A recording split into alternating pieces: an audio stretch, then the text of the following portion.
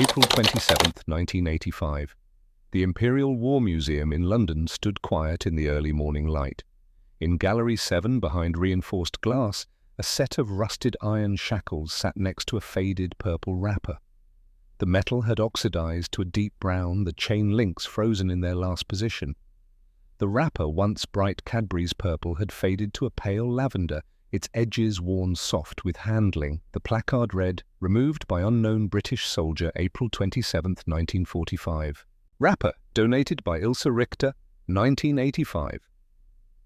A museum curator adjusted the display lighting, casting shadows across the artifacts. She did not know why the woman had kept a chocolate wrapper for 40 years. She did not know the weight those thin chains had carried, or the weight they had left behind. This is that story. April 27, 1945. 40 years earlier. The morning air hung thick with the smell of wet canvas and unwashed bodies. Near the Belgian-German border, in a field that had once grown wheat, a temporary prisoner of war camp sprawled across the mud like a hastily drawn sketch. The British Army had erected it in 6 days using whatever materials they could salvage from the collapse of the Third Reich. Canvas tents sagged under the weight of spring rain. Wooden support posts leaned at angles that defied geometry. Barbed wire fences stretched in uneven lines, the wire catching drops of moisture that refracted the pale dawn light. And in the center of it all, arranged in rows like forgotten cargo, sat 287 German women.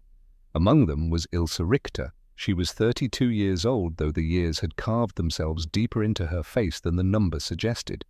Her hands bore the marks of a specific kind of labor. The fingertips were calloused, but not from farm work or factory machines. These were the calluses of a typist.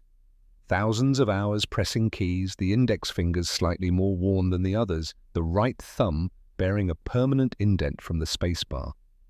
She sat on the cold ground with her back against a support post, iron shackles binding her wrists together. The metal was old, salvaged from some Wehrmacht supply depot that no longer existed. The chains clinked softly whenever she moved, a sound that had become as familiar to her as breathing. She no longer noticed it unless she tried. Around her, other women sat in similar states of restraint. Some stared at nothing, their eyes focused on distances that existed only in memory. Others whispered prayers in German, the words barely audible over the ambient noise of the camp. A few slept sitting upright, exhausted beyond the point where comfort mattered. The shackles had been distributed 3 weeks earlier, after an incident at another camp where a group of German women had attempted escape. The order had come down from Brussels, typed on official British Army stationery, filed and distributed through proper channels. High-risk administrative personnel were to be restrained. The definition of high risk was deliberately vague. In practice, it meant anyone who had worked in any administrative capacity for the Nazi occupation of Europe. Ilse Richter qualified on multiple counts. She had worked as a secretary for the Reichsarbeitsdienst in occupied Paris from 1941 to 1944. The Reich Labour Service. Building the new Europe, the posters had said. Together we forge tomorrow. She had believed the posters, or at least she had not questioned them, which amounted to the same thing. Her job had been simple. She typed requisition forms, lists of workers needed for projects in Germany. The forms were standardized, pre-printed, with blank spaces for her to fill in. Transport 240 workers from Paris to Essen. Transport 115 from Lyon to Munich. Transport 340 from Marseille to the Krupp factories. She had never asked where the workers came from. She had never asked if they volunteered. She had simply typed the numbers, filed the carbon copies, and moved on to the next form. For 3 years, she had been a human machine, converting verbal orders into typed documentation, 8 hours a day, 6 days a week. The numbers had added up to 2,400 names. She did not know any of them. She had made them into numbers, neat columns of figures that fit precisely into the pre-printed boxes on official forms. Transport 247. Destination Essen. Workers 340. Date August 12, 1942. When the Allies liberated Paris in August 1944, the French resistance had found her files. They had cross-referenced the transport lists with records from the Krupp factories. Of the 2,400 workers whose transport she had processed, 340 had died. Malnutrition, industrial accidents, disease, bombing raids. The exact causes varied. The result was the same. 340 people who might still be alive if someone else had typed their names. If she had typed slower, if she had made errors, if she had simply refused. She had not refused. The French had wanted to try her as a collaborator. The British had intervened, citing jurisdictional complexities.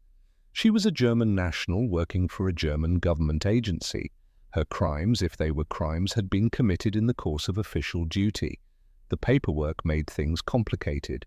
So they had transferred her to British custody in March 1945, classified her as an auxiliary war criminal pending further investigation, and shipped her to this camp near the Belgian border. And because someone in Brussels had filled out a form designating administrative personnel as high risk, she had been shackled. For 3 weeks, she had sat with iron around her wrists, waiting for someone to decide what to do with her. She believed she deserved it. The guilt was not dramatic. It did not arrive in thunderclaps of realization. It was quiet, persistent, like a low-grade fever that never quite broke. Every morning she woke with the weight of the chains on her wrists, and every morning she thought 340. Every time she shifted position and heard the metal clink, she thought 340. She could not remember a single face. That was the worst part. Not the deaths themselves, but the erasure. She had reduced people to numbers so thoroughly that she could not reconstruct them as humans even when she tried. Transport 247 remained. Transport 247 in her mind. She could not imagine them with families, with children, with lives that extended beyond the neat columns of her typed forms. The British guards moved through the camp in their heavy coats, boots squelching in the mud. Most of them were young, barely 20 years old, their faces still carrying the shock of what they had seen in the final push through Germany. They had liberated concentration camps. They had walked through cities reduced to ash. They had seen things that would wake them screaming for decades to come. Now they were tasked with guarding the defeated, the remnants of the machine that had nearly consumed the world. Private Thomas Ashford stood at the edge of the camp, his rifle slung over his shoulder, watching the sunrise paint the sky in shades of grey and pink. He was 23 years old, from a small village in Yorkshire, and he had been on the continent for nearly 2 years. He had fought through Normandy, survived the winter offensive in the Ardennes, and crossed the Rhine when everyone said it was impossible. And now in these final days of the war, as Hitler's bunker smouldered in Berlin and the Nazi Empire crumbled into dust, he found himself standing guard over women who looked more like victims than villains. He had expected to feel anger toward them. He had expected to see monsters.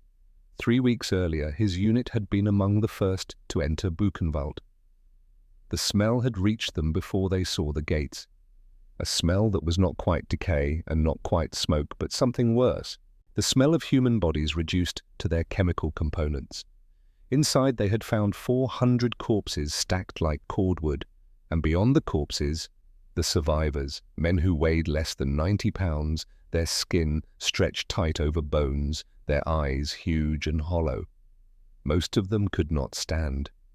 Those who could barely made it 10 steps before collapsing. Ashford had helped carry one of them to the medical tent, a Frenchman maybe 28 years old, though it was hard to tell. The man had weighed perhaps 80 pounds. He had spoken some English learned before the war. "I was factory worker," the man had said, his voice a whisper. "In Paris. They came in 1942. Said it was Reich labor service. Said we volunteer for better wages in Germany. But there were guns. We did not volunteer." The man's hands had trembled as he spoke. "They took us to Essen. Krupp factory. Make shells for artillery. We work 16 hours. They give us soup, mostly water, sometimes cabbage. My friend Claude, he gets sick. They shoot him. Too sick to work." 2 days later, the Frenchman had died. His body, starved for so long, could not process the food the medics gave him. His system had simply shut down. Ashford had stood at the man's bedside when it happened. The Frenchman's last words had been, "Tell my family in Paris Tell them I did not abandon them. Tell them I was taken." Ashford had written down the name, Jean-Baptiste Moreau, age 28, from Paris. Taken in 1942 under the Reich Labour Service, he still carried the paper in his breast pocket. When he had been assigned to this POW camp 3 days earlier, he had volunteered for the duty. He had wanted to see the Germans suffer. He had wanted to watch the people responsible for Jean-Baptiste Moreau's death sit in the mud and feel powerless. But after 3 days of guard duty, watching these women shuffle forward for watery soup and stale bread, he had not found what he was looking for. They did not look like the architects of industrial murder. They looked like his mother, like his sisters, like the women in his village back home. It created a cognitive dissonance he did not know how to resolve. These women were technically the enemy, but they looked like victims. On his second day, he had watched them line up for food rations. The chains made it difficult. They had to hold their tin cups with both hands shackled together, shuffling forward in small steps. When they received their portions, they had to sit down to eat, unable to hold the cup and bread simultaneously. Most of them did not make eye contact with the guards. They had learned that invisibility was safer than acknowledgement. Ashford had told himself they deserved it. They had been part of the system. They had enabled the machine that killed Jean-Baptiste Moreau and 339 others. They deserved to feel uncomfortable. They deserved worse than discomfort. But the certainty had worn thin over 3 days. Now, on the morning of April the 27th, watching the sunrise cast long shadows across the camp, he found himself questioning things he had been sure of just a week ago. The sound of shouting broke through his thoughts. Near the center of the camp, a young German woman had stood up, her chains rattling. She could not have been more than 19 years old. Her face was flushed, red tears streaming down her cheeks. "Das ist Ungerechtigkeit." "Je," she shouted. "Je, wir haben nichts getan." Ashford did not speak German, but he recognized the tone. Desperation, fury, fear. A British corporal moved toward the girl, shouting at her to sit down. She did not sit. She kept shouting, her voice rising higher. The corporal grabbed her arm roughly and shoved her backward. She fell hard, the chains preventing her from catching herself properly. Her head hit the ground with a dull thud, and then another voice cut through the chaos. "Stop! She's just a child. She doesn't understand." The voice was clear, unaccented, fluent English with a precision that suggested education rather than native speech. It came from one of the seated women. Ashford turned. The entire camp had gone silent. Even the girl on the ground had stopped shouting, staring in shock at the woman who had spoken. Ilse Richter sat with her back straight against the support post, her chained hands resting in her lap. Her eyes were fixed on the corporal, steady and direct. The corporal blinked. "You speak English?" "My father taught literature at the University of Hamburg," Ilse said, "before they burned the books and fired the professors who taught them. Yes, I speak English." Ashford walked closer. He had passed this woman dozens of times over the past 3 days, but he had never heard her voice. She had been just another silent figure in the rows of shackled prisoners. Now she was something else. "What did you do in the war?" Ashford asked. Ilse looked at him for a long moment. Her eyes were grey, the colour of the North Sea on an overcast day. "I typed lists," she said. "French workers to be sent to German factories. 2,400 names over 3 years. 340 of them died." She paused. "I did not pull triggers, Private. I did not build gas chambers. I did not torture anyone.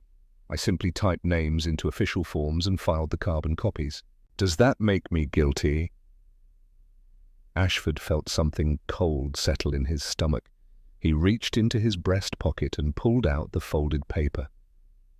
Jean-Baptiste Moreau, age 28, from Paris. Taken in 1942 under the Reich Labour Service. "This man," Ashford said, his voice hoarse, "he died 3 weeks ago at Buchenwald. He told me he was taken from Paris in 1942. They told him it was the Reich Labor Service. They told him he was volunteering. Ilse's face did not change expression, but something in her eyes shifted. 1942, she said quietly. That was my first year in Paris. I typed many transport orders that year. You might have typed his name. I might have. I typed 2,400 names. I do not remember any of them. Her voice cracked slightly. That is my crime, Private. Not that I killed them, but that I made them into numbers. Transport 247, 340 workers, destination Essen. I filed the forms and never thought about where they were going or whether they wanted to go. She looked down at her shackled hands. So yes, Private, I deserve these chains. I deserve worse than chains. 340 people are dead and I helped send them there with a typewriter. The young German girl Greta had stopped crying. She was staring at Ilse with wide eyes. Ashford stood frozen, the paper still in his hand. He had come to this camp wanting to see the enemy punished. He had wanted moral clarity, good versus evil, justice versus injustice. Instead, he had found this, a woman who had typed names and never asked questions, a woman who carried guilt that would never lift, a woman who looked at her chains and believed she deserved them. He thought about Jean-Baptiste Moreau dying in a medical tent, whispering about his family in Paris. He thought about the 400 corpses at Buchenwald.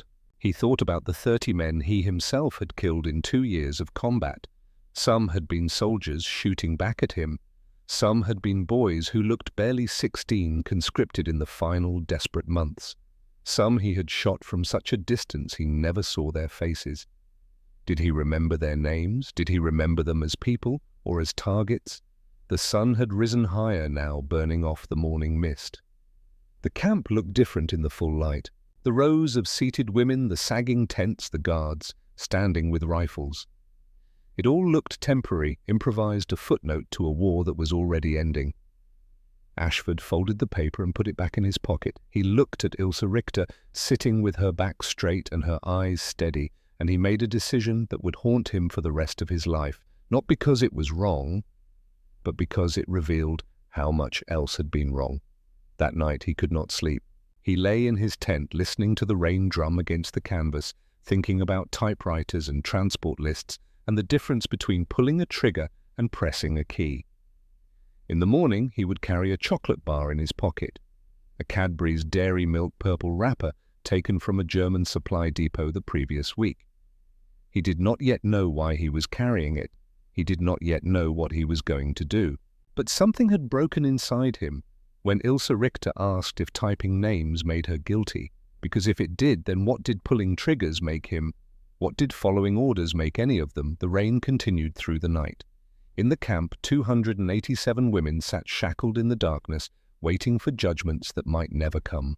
And in a tent at the edge of the perimeter, a 23-year-old soldier from Yorkshire stared at the canvas ceiling and wondered if there was any difference between guilt and complicity, between following orders and choosing evil, between making someone into a number and pulling a trigger. By morning he would have his answer. By morning the sound of chains falling would echo across the entire camp. By morning everything would change. The morning of April 27, 1945 arrived cold and clear. The rain had stopped sometime before dawn, leaving the ground slick with mud and the air sharp with the smell of wet earth. Mist rose from the puddles in thin columns, dissipating as the sun climbed higher.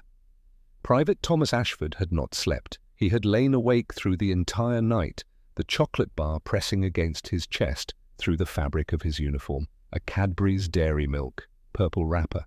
5 ounces of milk chocolate divided into 6 rows of squares. It had been sitting in a German supply depot when his unit had passed through 2 weeks earlier. Someone had taken it. Someone had given it to him. He could not remember who or why. Now it felt like evidence of something he could not name. He rose before Reveille splashed cold water on his face from his canteen and began his patrol route. The camp was still mostly asleep. A few women sat awake, their eyes open but unfocused, staring at nothing. The chains on their wrists caught the early light, creating small flashes of reflected sun. Ashford walked slowly through the rows, his boots squelched in the mud. Somewhere a bird was singing, oblivious to the geometry of suffering laid out below it. He stopped in front of Ilse Richter. She was awake. She sat with her back against the support post, her posture as straight as the chains would allow. Her hands rested in her lap, the shackles joining her wrists at an angle that must have been uncomfortable after 3 weeks. Her dress was torn at the shoulder, showing the white fabric of an undershirt beneath. Her hair, once blonde, had darkened with dirt and hung limp around her face, but her eyes, when she looked up at him, were clear, not defiant, not pleading, just clear, awake, present. "You did not sleep," she said. It was not a question. "Neither did you." "I have not slept well in 3 years. She shifted slightly and the chains clinked. "Not since I understood what the forms meant, what the numbers represented." Ashford knelt down in front of her. She flinched just slightly, an involuntary movement that suggested she expected violence. He had seen that flinch before. In the liberated prisoners at Buchenwald, in refugees fleeing the Eastern Front, in anyone who had learned that survival meant making yourself small. "I'm not going to hurt you," he said quietly. "I know." She relaxed, but only marginally. "You are not the type. I can see it in your eyes. You carry guilt, not anger." He reached for his belt and unclipped the keyring that held the master key for the shackles. The keys belonged to the guards, collectively passed between shifts, a small piece of metal that represented the difference between restraint and freedom. Ilse stared at the keys. "Why?" "Because you asked me yesterday if typing names made you guilty." Ashford inserted the key into the lock on her shackles. The mechanism was stiff with rust and disuse. He had to work it back and forth, applying pressure at different angles. "And I realized that if typing names makes you guilty, then pulling triggers makes me a murderer. I killed 30 men in 2 years. Some were shooting at me. Some were not, some I saw clearly, some were just shapes in the distance." The lock clicked open. The sound was small, a tiny mechanical noise barely audible over the ambient sounds of the camp, but in that moment it seemed to echo across the entire compound. The shackles fell away from Ilse's wrists, landing in the mud with a dull, metallic thud. She brought her hands up slowly, staring at them as if they belonged to someone else. Her wrists were ringed with bruises, purple and yellow and green, the spectrum of healing tissue.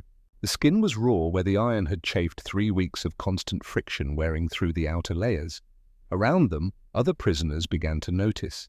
Heads turned, conversations stopped mid-whisper.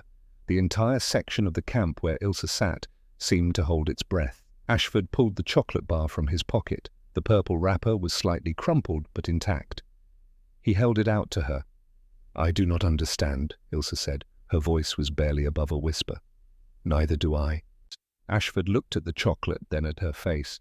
"I took this from a German supply depot. It was probably made in England before the war, shipped to Germany through some complicated route, and now I am giving it to a German woman in a British prison camp.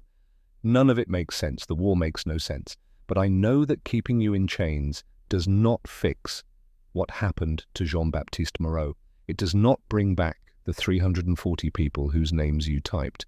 It just makes me into something I do not want to be." Ilse took the chocolate bar with trembling hands. She held it for a long moment, just looking at it. The wrapper was faded, but still readable. Cadbury's dairy milk. Manufactured in Bourneville, England, a relic from a world that no longer existed, where chocolate bars moved through normal commercial channels and people did not die in factory camps. She broke off one row of squares, 6 small rectangles of chocolate scored for easy separation. She placed one square on her tongue. For 5 seconds she did not move, her eyes closed, her breathing stopped. The entire world seemed to contract to the single point of sensation in her mouth. The chocolate melted slowly. Not the harsh, grainy melt of ersatz chocolate made from beet sugar and artificial flavoring, but the smooth, creamy dissolution of real milk chocolate. The sweetness came first, not sharp like refined sugar, but soft and round like cream. Then the cocoa bitter underneath the sweet complex and layered. The texture was silk. Warm silk coating the roof of her mouth. her tongue flowing across her taste buds in a wave of sensation she had forgotten was possible. She had not tasted real chocolate in 4 years. Not since Christmas 1940, before her father had been arrested for teaching Jewish literature, before the war had made luxury items into distant memories. She swallowed slowly, trying to make the moment last. The chocolate slid down her throat, leaving a residue of sweetness that coated everything it touched. She could feel it all the way down, a warm presence in her esophagus, in her stomach. When she opened her eyes, tears were streaming down her face. She looked at the remaining 5 rows of chocolate in her hands, 30 squares, each one a small miracle of peacetime manufacturing of supply chains that worked of a world where food was more than survival. And then she thought of her mother. Her mother was somewhere in Hamburg, assuming she was still alive. The last letter Ilse had received was dated November 1944, before the mail system had collapsed entirely. In it, her mother had written about the firestorms of 1943, how their neighborhood had burned, how she had survived by sheltering in the basement. But Ilse did not know if her mother had survived the subsequent bombings. Her mother had written about food rations being cut again, about making soup from potato peels and cabbage leaves, about the constant hunger that never quite went away. She thought of the 340 workers whose names she had typed. French men and women who had been promised wages and food, who had instead received starvation rations and 16-hour workdays. Some of them had died of malnutrition. She had seen it in the French resistance records. Cause of death, malnutrition. A clinical word for starving to death while making artillery shells for the country that was killing you. She thought of Jean-Baptiste Moreau, the man Ashford had described. 80 pounds when he died. His body unable to process food after years of deprivation.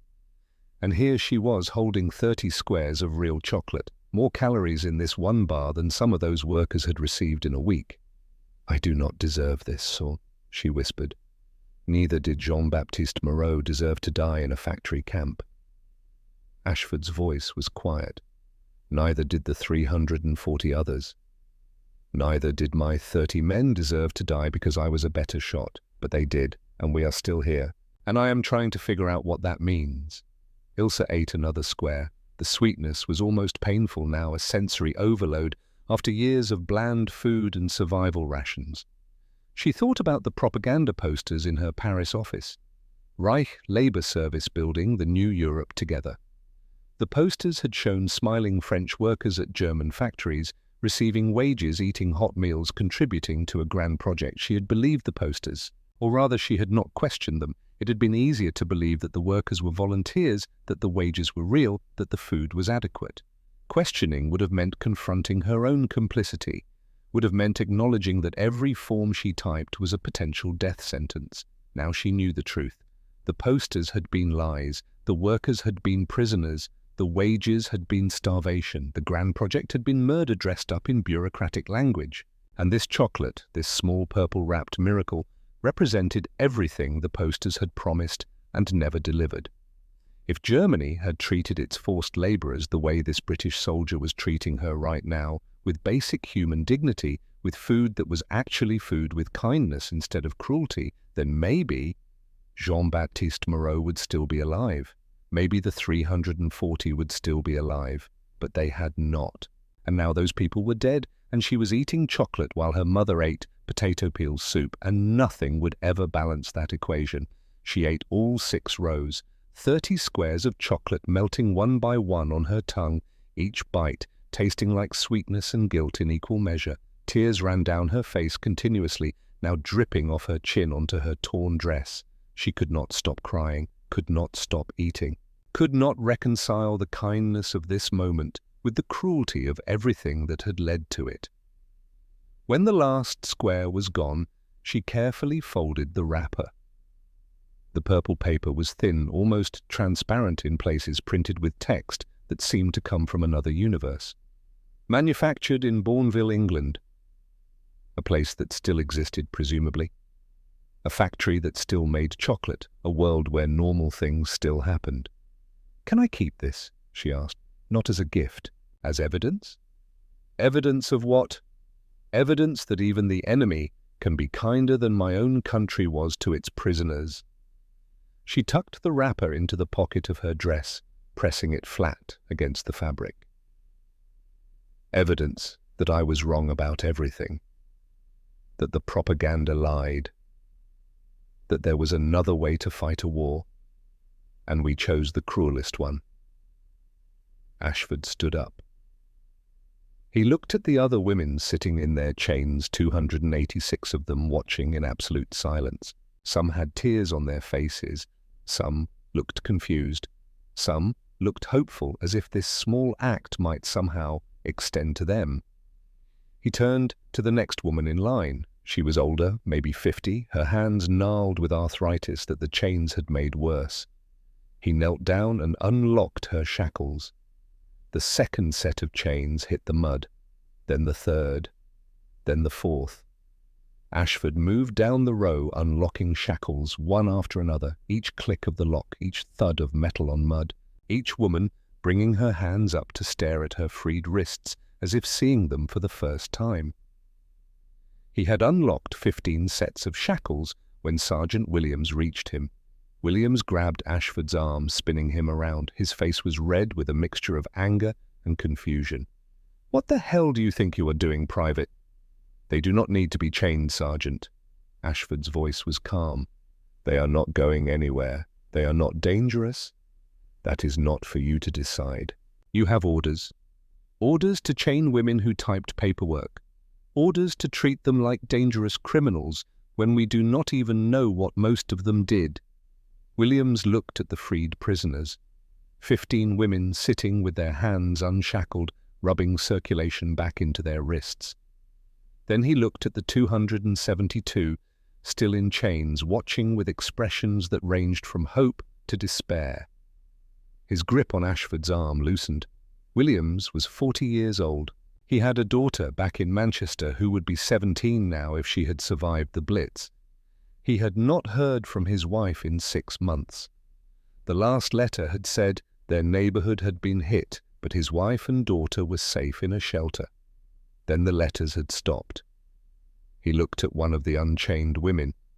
She was holding a small child, maybe 3 years old, a girl with dark hair who had been born in the camp. The woman was rocking the child, gently whispering to her in German. Williams thought about his own daughter, 17 years old, possibly dead in a bombing raid, possibly alive and writing letters he would never receive because the mail system had collapsed. He thought about the last thing his daughter had written to him 6 months ago. "I hope you are safe, Daddy. I hope you are doing the right thing. I hope we are better than them." He stepped back, releasing Ashford's arm. "Finish what you started, Private," he said quietly. The sound of boots on mud made them both turn. Captain Robert Morrison was walking toward them, buttoning his jacket as he moved. He was 38 years old, a logistics officer who had been given command of this camp because someone needed to do it, and he happened to be available. He was not prepared for moral dilemmas.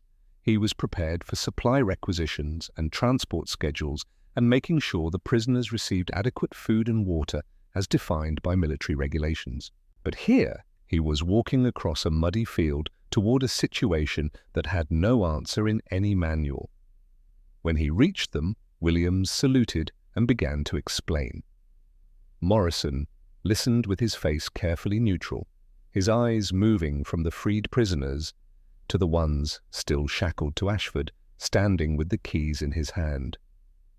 "You removed the restraints without authorization?" Morrison asked.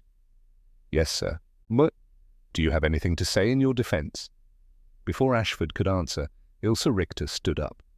She had been sitting since he freed her, but now she rose to her feet, her legs shaky from 3 weeks of limited movement.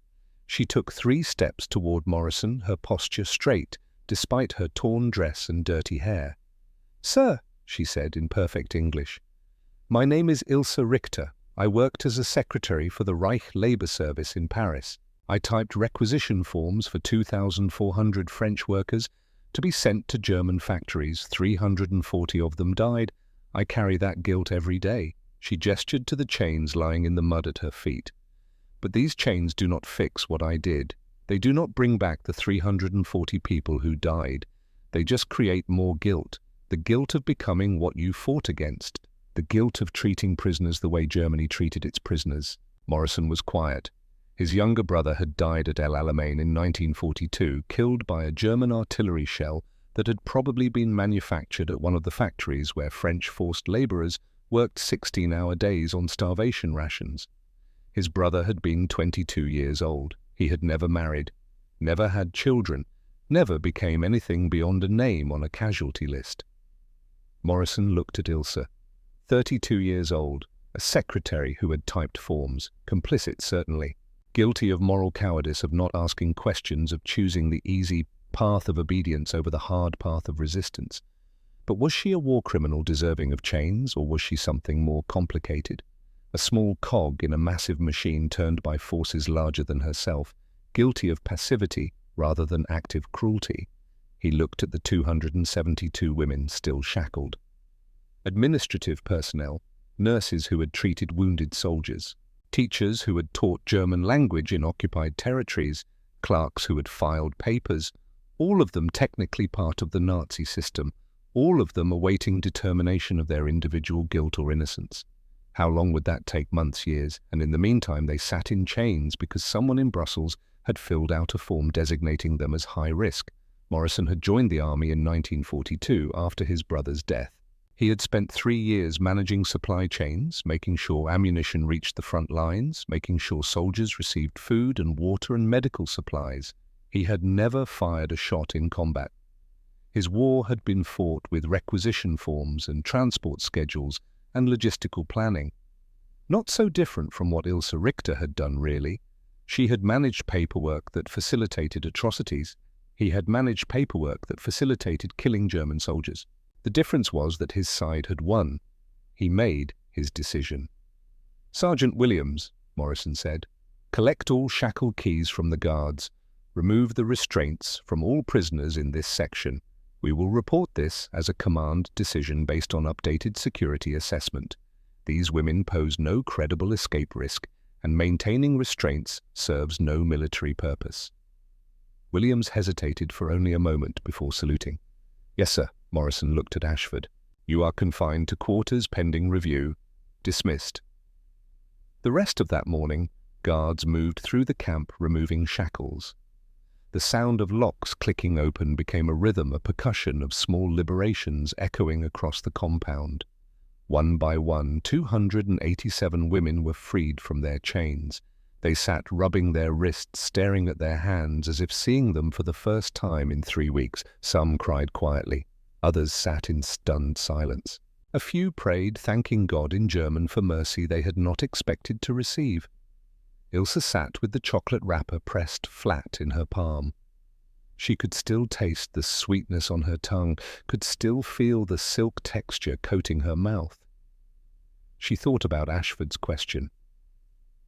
Did typing names make her guilty? Yes. She was guilty. She had facilitated the deportation of 2,400 people, 340 of whom had died. That guilt would never lift. The chains on her wrists were gone, but the chains on her conscience would remain until the day she died. But she had also learned something this morning. She had learned that guilt and kindness could coexist, that the British soldier who freed her also carried guilt for the men he had killed, that Captain Morrison carried guilt for his brother's death, that everyone in this camp, prisoner and guard alike, was trying to figure out how to live with what they had done and what had been done to them. The chocolate wrapper crinkled slightly as she folded it smaller. Evidence, she had called it. Evidence that even in the worst circumstances people could choose mercy over cruelty, could choose to see the human rather than the enemy. She did not know if it was enough, did not know if one act of kindness could balance 340 deaths. But she knew she would keep this wrapper for the rest of her life as a reminder that she had been wrong about everything and that being wrong meant there was still a chance to choose differently. The sun climbed higher, the chains lay scattered in the mud like shed skins, and 287 women sat unshackled trying to understand what freedom meant when guilt remained. 6 weeks later. Early June 1945. The war in Europe was over. On May 8th, Germany had surrendered unconditionally. The radios had broadcast the news in crackling waves across the continent. Victory in Europe Day. Celebrations in London, in Paris, in New York. Soldiers drinking and dancing in the streets. Civilians weeping with relief. In the prisoner of war camp near the Belgian border, the news had been received in silence. Ilse Richter sat on the ground, her wrists bare of chains, but still marked by the 3 weeks she had worn them. The bruises had faded from purple to yellow-green, then to a faint shadow that would disappear entirely in another week. The skin had healed over the raw patches, forming new tissue that was smoother and paler than the surrounding flesh. But she could still feel the weight of the chains, even though they were gone. Phantom sensation, like amputees who felt pain in limbs that no longer existed. Her wrists remembered the iron. The camp had changed in 6 weeks. The tents had been reinforced, proper latrines had been dug, food rations had improved slightly, transitioning from watery soup to something that almost resembled actual meals. The British administration had begun the slow process of classification, interviewing each prisoner individually to determine their level of involvement with the Nazi regime. Ilse's interview had been scheduled for June 4th. The room was a converted storage tent with a folding table and 3 chairs. 2 British officers sat across from her. A translator stood nearby, though Ilse had informed them she spoke English and would not need translation services. The senior officer, a major whose name she did not catch, opened a file folder. Inside were documents she recognized.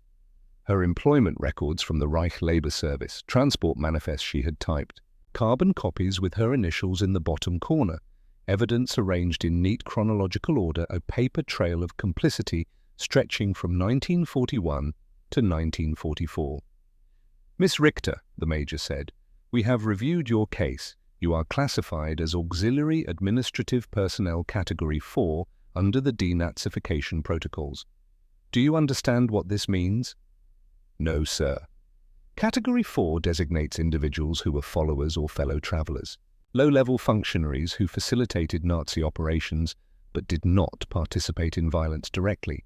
You will not be charged with war crimes. However, you are barred from employment in public service for 5 years. You will be released when transport can be arranged to return you to Germany. Ilse looked at the documents spread across the table. 2,400 names. She could see some of them from where she sat, typed in her own hand. Transport 247. Workers 340. Destination Essen.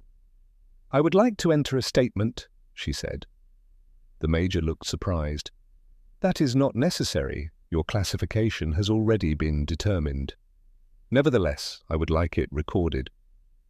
He nodded to the junior officer who picked up a pen. Ilse spoke slowly, choosing each word with care. "I am guilty, not of pulling triggers or operating gas chambers, but of not asking questions, of believing propaganda because it was easier than facing the truth, of typing 2,400 names without remembering a single face, of reducing human beings to numbers on transport manifests." She paused. 340 people died in the factories where I sent them. I did not kill them directly, but my paperwork facilitated their deaths. I could have refused. I could have made errors. I could have worked slower. I did none of those things. I chose obedience over conscience. I chose my own safety over their lives. The major's expression was unreadable. "The tribunal has already determined you were following orders under duress. You are not being charged." "That does not make me innocent." Ilse's voice was steady. "Following orders is not an excuse. It is an explanation. An explanation is not the same as justification." The interview concluded 15 minutes later. Ilse was escorted back to the camp proper, where she sat with the other women awaiting transport back to Germany. Most of them had received similar classifications. Category 4, followers, functionaries, people who had enabled atrocities without committing them directly.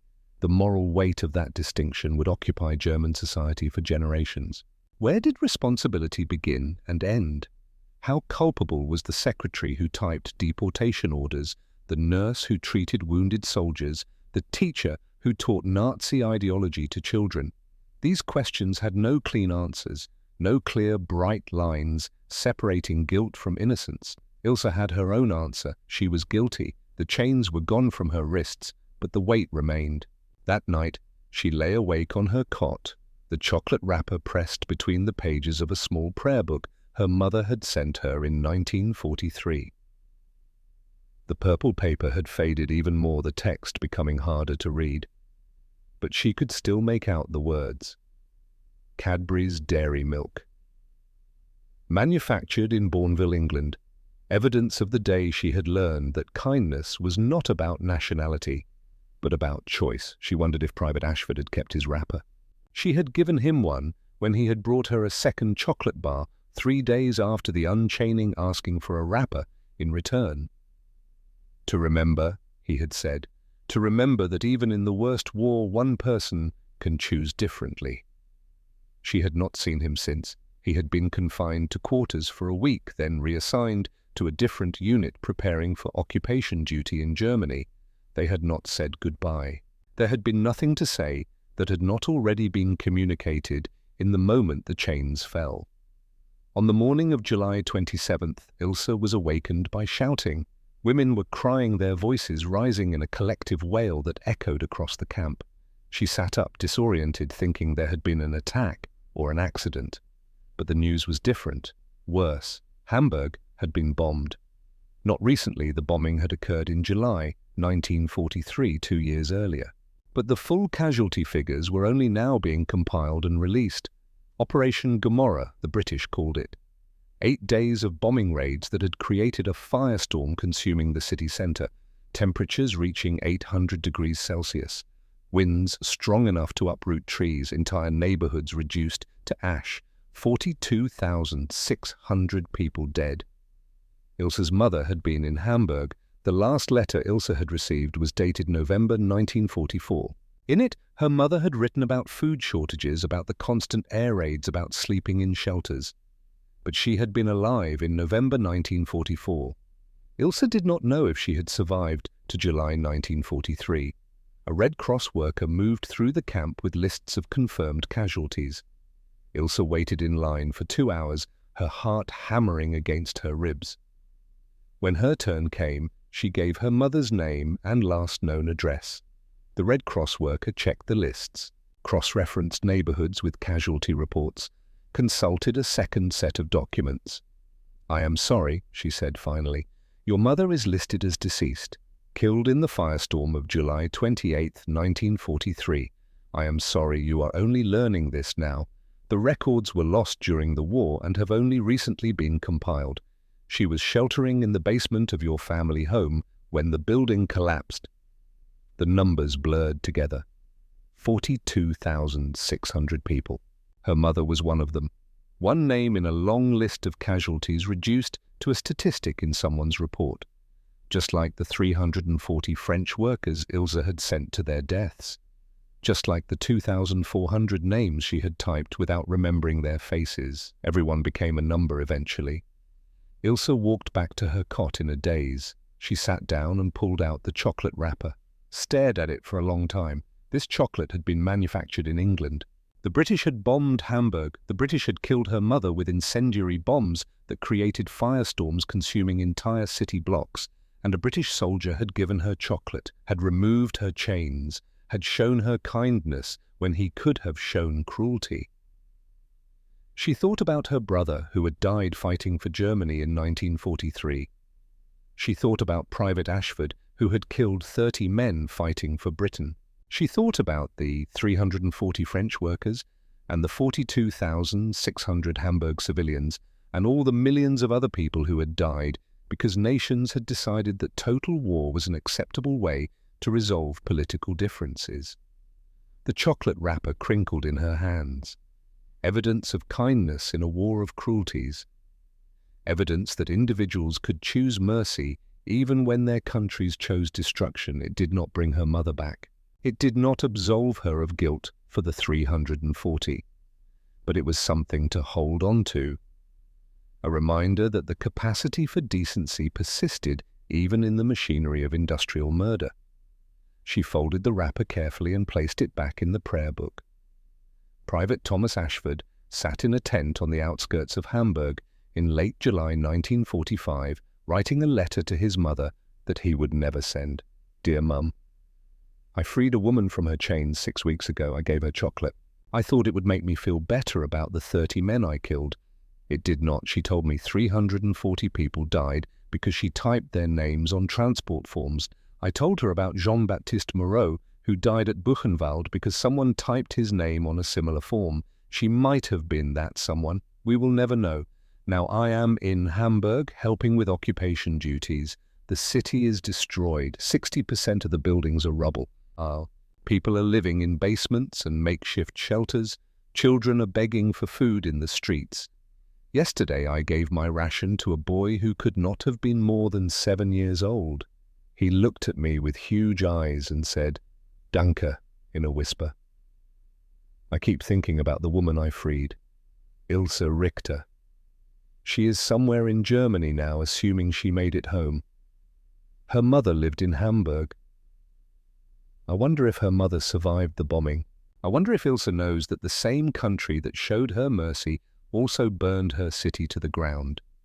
I wonder if any of this makes sense, if there is any moral arithmetic that can balance these equations.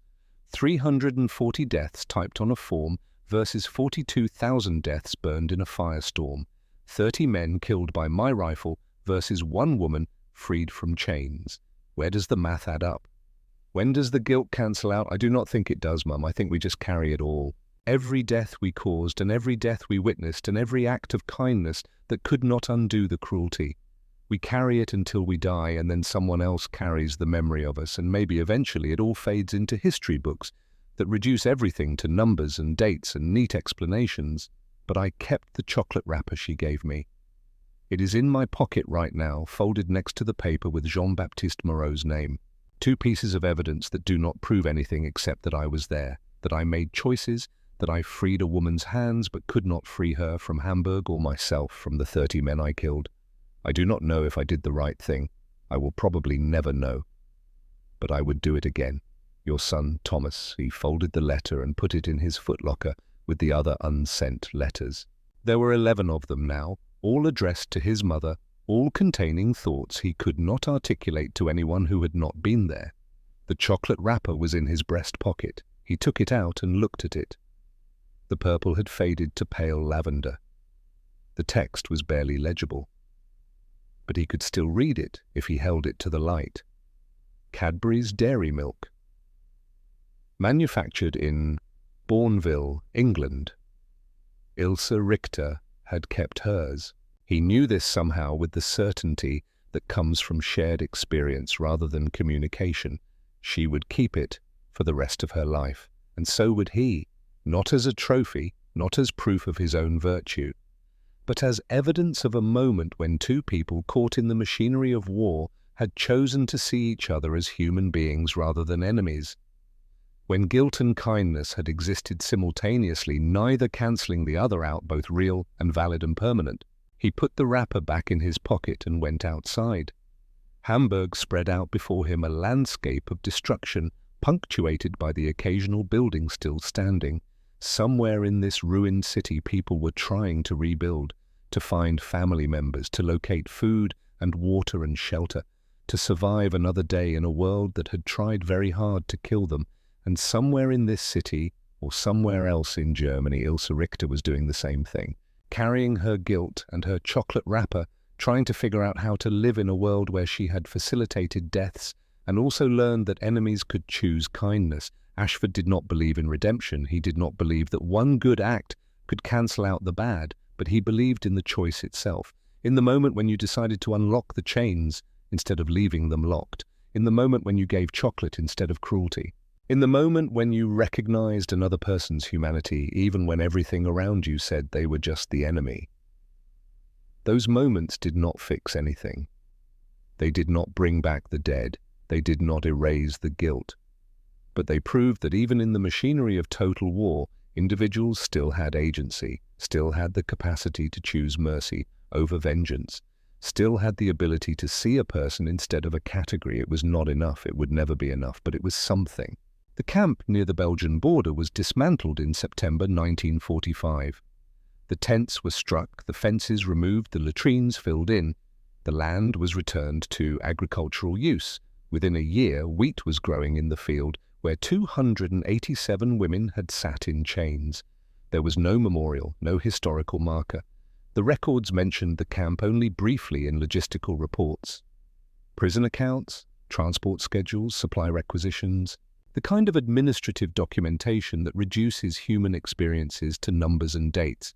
But in the vast archive of the war's aftermath, in the millions of individual stories that made up the final chapter of World War II, the moment when a British soldier removed a German woman's chains remained significant precisely because it was not unique.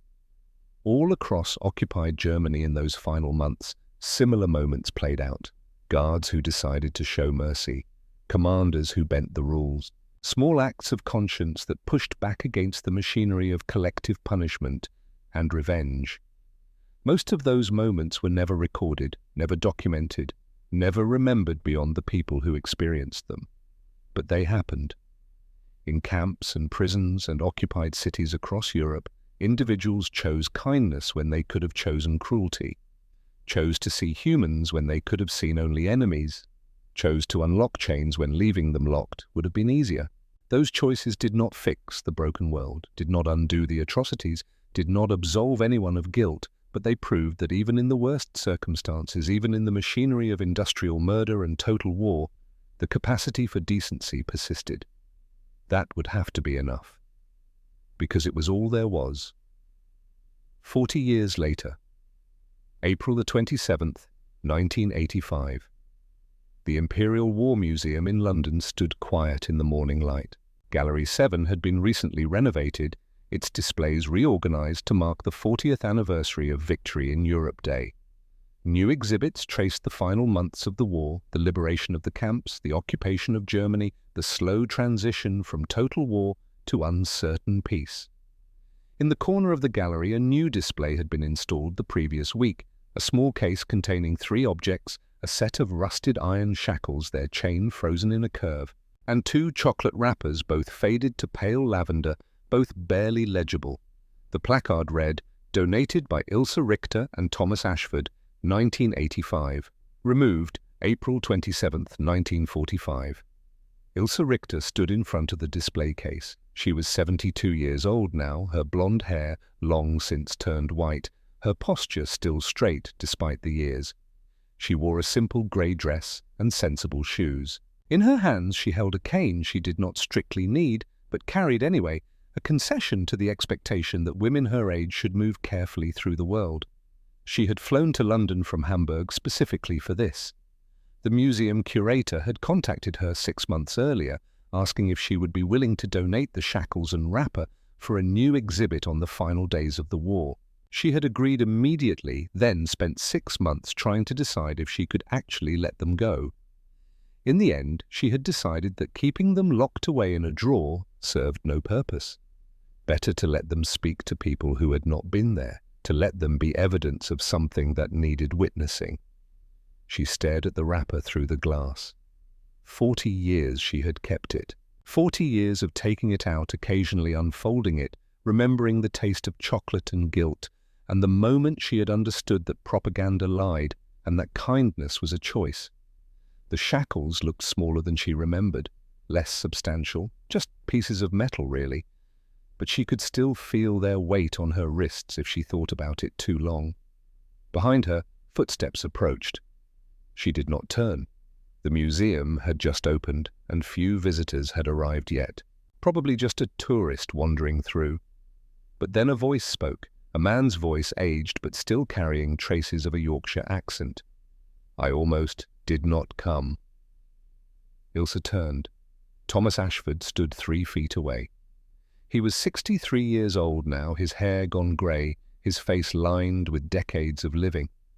He wore a brown jacket and a white shirt open at the collar.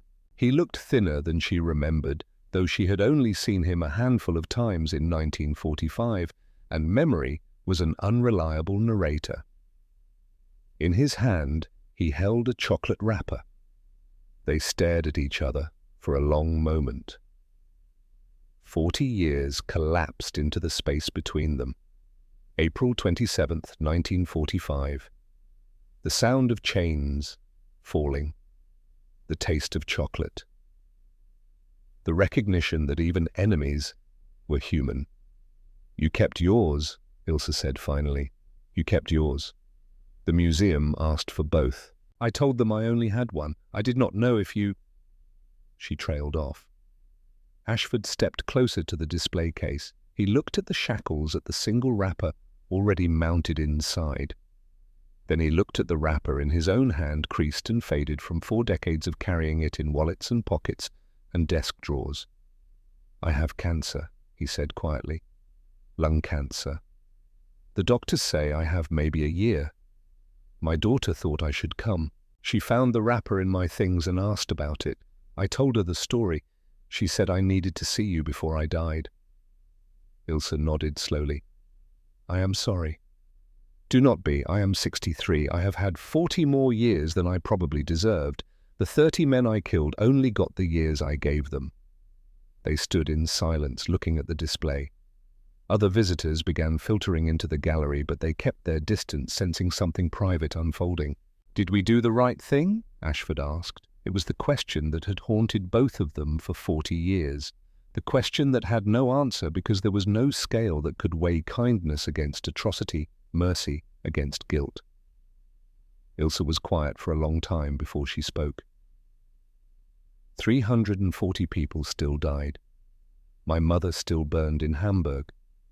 Your 30 men still fell to your rifle. Nothing we did on April 27th changed those facts. She paused. But for one morning you chose to see me as a person instead of a category. You chose to unlock chains when leaving them locked would have been easier. You chose kindness when cruelty was expected. That does not answer the question. No, it does not, because there is no answer, only the choice itself, only the fact that we made it. Ashford pulled out his wrapper and looked at it. "I kept this because it was evidence that even in the worst circumstances we still have agency. We still choose. I kept mine for the same reason." They stood side by side, 2 people in their 70s, looking at artifacts from a war that had ended before most of the museum visitors had been born. The shackles behind glass. The wrappers that had survived 4 decades. "Should I donate mine as well?" Ashford asked. Ilse considered. The museum would display them together. 2 wrappers, 2 people, 2 countries, 2 guilts, 1 choice. That feels too neat, too much like closure. Gee? Yes, but maybe that is what people need. Not the truth of our uncertainty, but the symbol of the possibility. Ashford handed his wrapper to a museum staff member who had been waiting nearby. The woman took it carefully, reverently, understanding that she was holding something precious, even if she did not know the full story. Within an hour, the second wrapper would be mounted in the display case next to the first. 2 pale purple rectangles of paper, their text barely legible, their meaning profound. Ilse and Thomas stood together for 12 minutes without speaking. There was nothing left to say that had not already been communicated in 1945. They had made a choice. They had carried the weight of that choice for 40 years. Now they were letting it become history, letting it transform from personal memory into collective symbol. Finally, Ashford spoke. "I should go. My daughter is waiting. Will you come back to see the display when it is complete?" "No, I do not think so. This is goodbye." "Then goodbye, Private Ashford. Thank you for choosing mercy." "Goodbye, Miss Richter. Thank you for helping me understand that guilt and kindness can coexist." He turned and walked away, his footsteps echoing on the polished floor. Ilse watched him go, this man who had changed her life in a single moment, who she had seen perhaps 6 times in 40 years, who had nevertheless shaped her understanding of what it meant to be human in inhuman circumstances. She turned back to the display case. Soon both wrappers would be there, evidence of a morning when chains fell and chocolate tasted like complicated truth. She did not know if they had done the right thing. She would die not knowing, just as Ashford would die not knowing. but she knew they had made a choice. And in a war where most people claimed they had no choice, where following orders became the excuse for every atrocity that mattered, the capacity to choose, the willingness to choose mercy over cruelty, kindness over hatred, humanity over category, it was not redemption. It did not erase guilt. It did not bring back the dead. But it was evidence that even in the machinery of total war, individuals still mattered, still had agency, still could choose differently. Ilse left the museum an hour later. She would return to Hamburg, to the rebuilt city where her mother had died, to the apartment where she lived alone with her memories and her guilt and her knowledge that some chains never unlock. 4 years later, Thomas Ashford would die of lung cancer, his daughter holding his hand, the memory of falling chains accompanying him into whatever came next. 12 years after that, Ilse Richter would die in her sleep, her last will and testament, requesting that a final note be added to the museum display. The museum complied. The new placard read, "In April 1945, a British soldier removed a German woman's chains while 287 others watched in silence." They kept these wrappers for 40 years, not as proof of virtue, not as symbols of redemption, but as evidence that even in the worst of times, we still choose, and sometimes that choice is all we have. The display remained in Gallery 7 for another 30 years. Thousands of visitors saw it. Most walked past without stopping. Some paused to read the placard. A few stood for long minutes staring at the rusted chains and faded wrappers, trying to understand what they represented. The shackles, the chocolate, the choice.